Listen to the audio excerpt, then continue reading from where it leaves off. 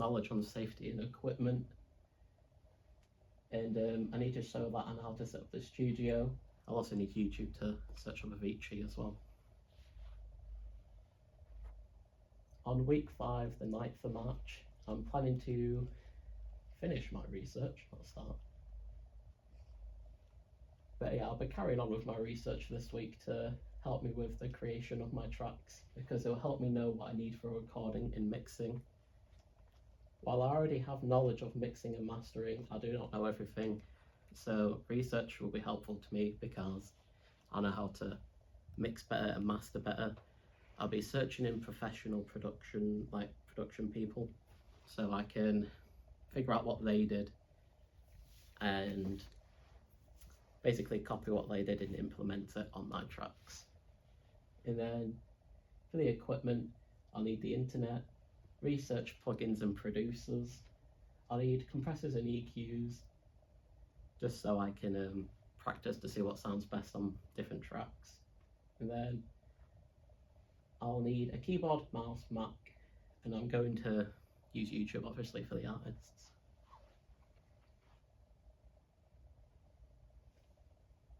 This is the week where I start to do my practical work. I'll start on my first track, creating a melody, and trying to write lyrics so I'm prepared for recording in the studio. I'm hoping to finish the track by this end of this week, because I won't have long left after this. So before I come into the studio, I'll need the lyrics ready, the track ready, which I'll end up getting done very slowly. And then I'll be mixing the track because I'm mixing it because, well, when people, like when the teachers mark the work, they'll base you off your mixing skills, so I need to make it sound as good as possible.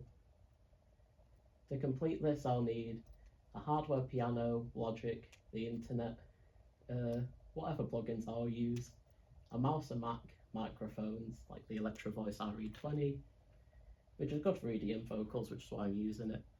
I'm going to use Rocket speakers because that's the ones we use in the bigger studio.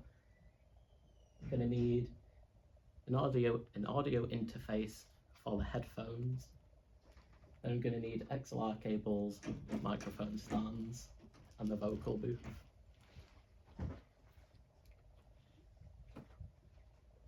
For week 7, I'm planning to create my second track, which will be a remix of Runaway by Galantis. This will be EDM/drum and bass remix because when I'm remixing, I just like drum and bass drums on there. There's no particular reason for it, I just like it. Yeah, I like to mix the genres together because then it's kind of something slightly new, but a lot of people have started doing it recently. But yeah, I'll be concentrated on completing this track because EDM and remixing is my favourite thing to do, and Runaway is my favourite song, so I'll be dedicated into making it sound the best as possible. For that week, I'll need a piano, Logic drums, EQ, compressors, high passes. I'll also need YouTube so I can bounce the song Runaway down, and I'll use a stem splitter so I can get the vocals out of it. And then I'll need Rockets and a Focusrite. I don't need the studio for this, but I recommend using a studio for mixing, because it'll make your track sound a lot better. Week 8, I'm planning to start on my third track, which I want a live guitar over.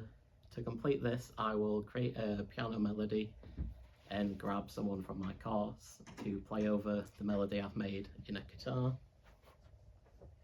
And then I'll be researching techniques on what I want the guitarist to do, because I don't know much about recording guitar, so they'll probably help me with that. For that to be completed, I'll need a guitar, a piano, Logic Pro, headphones, speakers, microphones, and amps. Because on my week 9 I would have finished all 3 of my tracks, hopefully, I'm going to go back to my problem solving and write down what did go wrong, because at the moment it only says what could go wrong. and in the future I can go back to this and build upon my mistakes and build upon my production, because I can build on what went wrong and what went right. To complete this task, I will go back on videos that I recorded on my phone and write about the problems I had, how I solved them. I'll also need a Mac and mouse keyboard and Word, and then I'll also need Wix to post up my problem solving unit.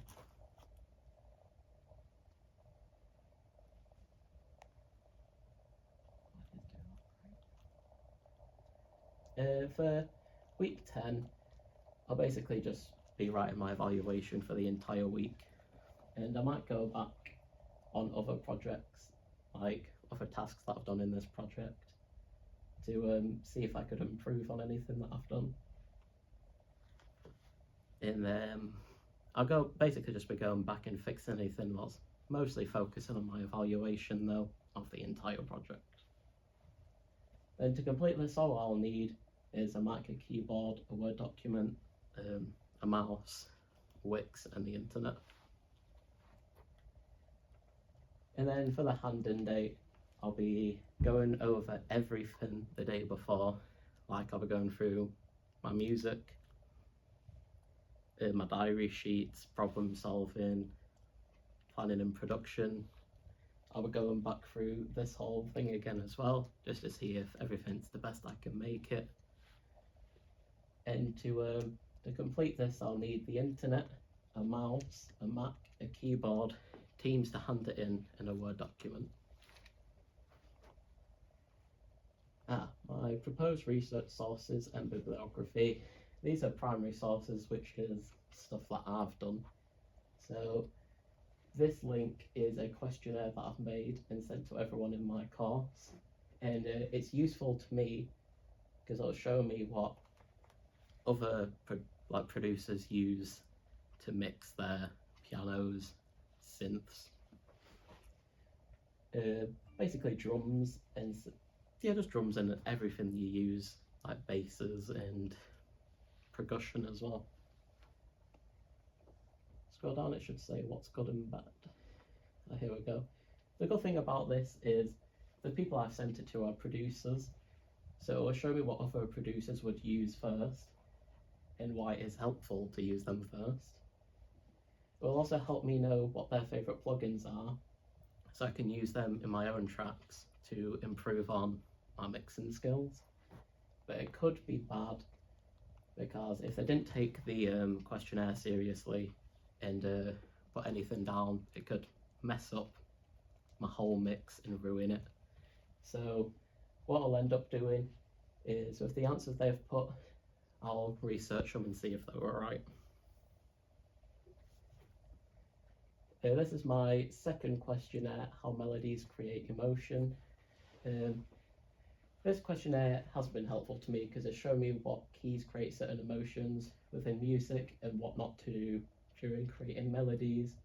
For instance, you shouldn't use major chords to create a feeling of sadness, because they normally are associated with making a song happier.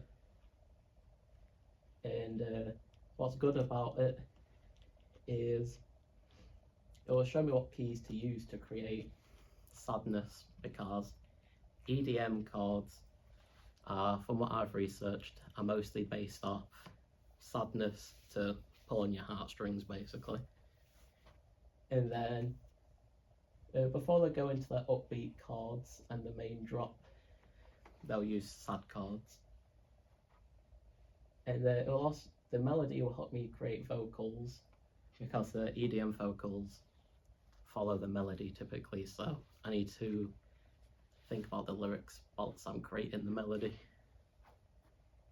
And the questionnaire could have gone bad for me, because I do not know if the answers that are given are correct or wrong. And if people don't understand the questions that I've created, they could put down a completely different answer, non-relating to my questions. This is my last primary resource. It's an interview with Alex Mann. Just scroll down. Yeah. This is useful to me because Alex is a good producer and he works with a lot of live instruments. And during this interview, he was telling me what his favourite microphone was to use with vocals. He mostly only uses one, he was telling me, and that was the AKG Solid Tube.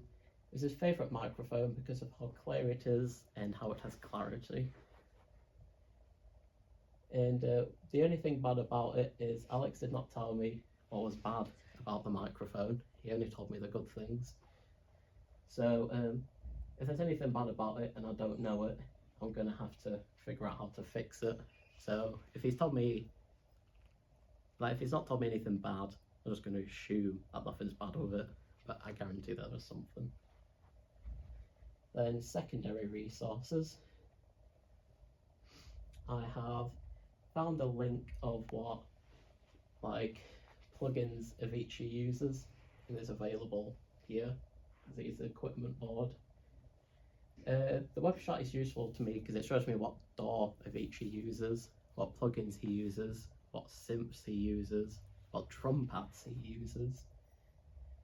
And in my opinion, if I want to make EDM, it would make sense to see one of the best EDM stars, like what he used to create his tracks. And if we don't have the exact same equipment, I can try replicate it in Logic.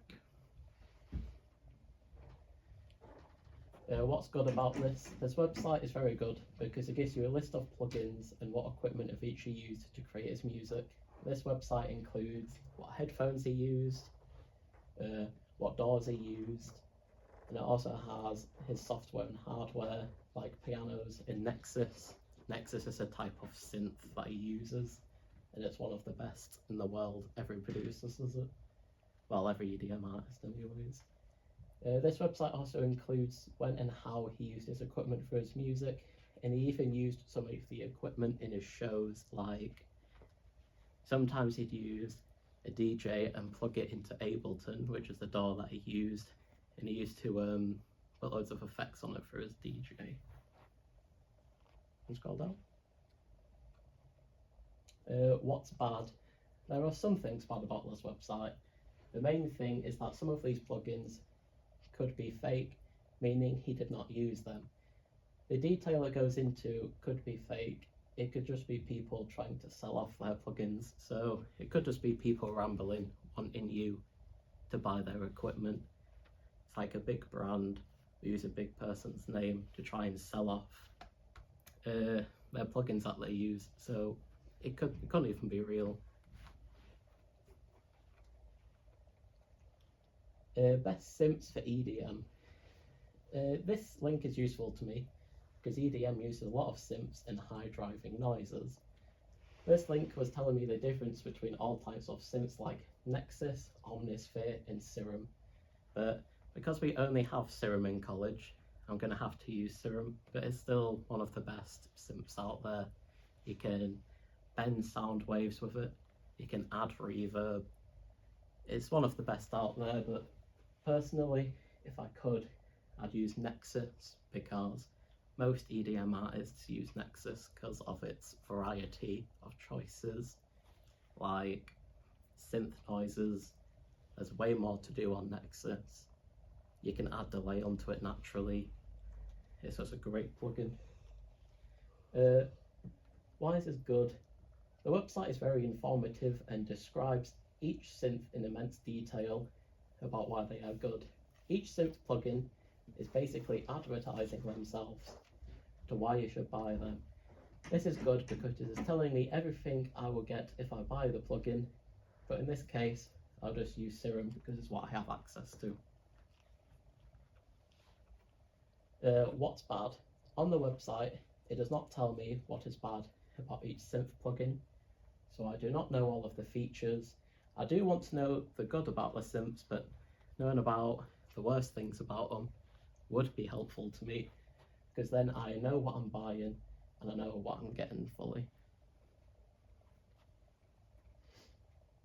And then the best microphones for vocals, according to this website, the link is describing what the best type of microphones are to use for female and male vocals. That's helpful to me because I don't know who I want to sing or rap over my tracks yet, but knowing what microphones to use gives me more of like a variety of who I'd like to choose. Oh, wait, scroll down to make that bit go at the top of there. Like, scroll down, but a teaching bit up so it's showing that bottom line. Yeah. There you go. Sorry. For instance, the features of the Shure SM57 from the research that I've conducted and from this website, it says the Shure SM57 is a good all-rounder and it's a studio standard, so you could use it for male or female vocals, but the Electro Voice RE20 has a better low end, so it would capture a female's voice as low end better, and they typically sing higher, so if it captures the low end more, then it would just sound better naturally, in my opinion.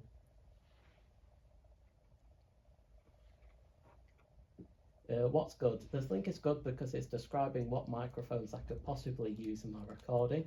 I like this website because it gives me different options of microphones I can use for female and male vocals. This is good because it means I have a better variety of who I choose to sing over my tracks, and I like having options because I can see who is the best at what I want them to do and choose a person confidently, knowing I'll have the right equipment to record them successfully. What's bad?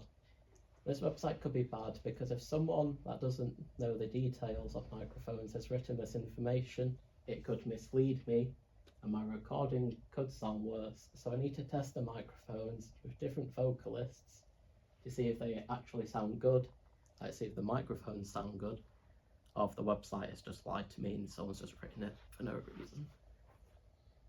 And then the last one. Oh no, that's the last one. These are my proposed research links as well. These are just some extra I searched in whilst I was figuring out what to write for the project proposal. All of these will help me for creating my tracks, and it will help me figure out the equipment that I need. And that's everything.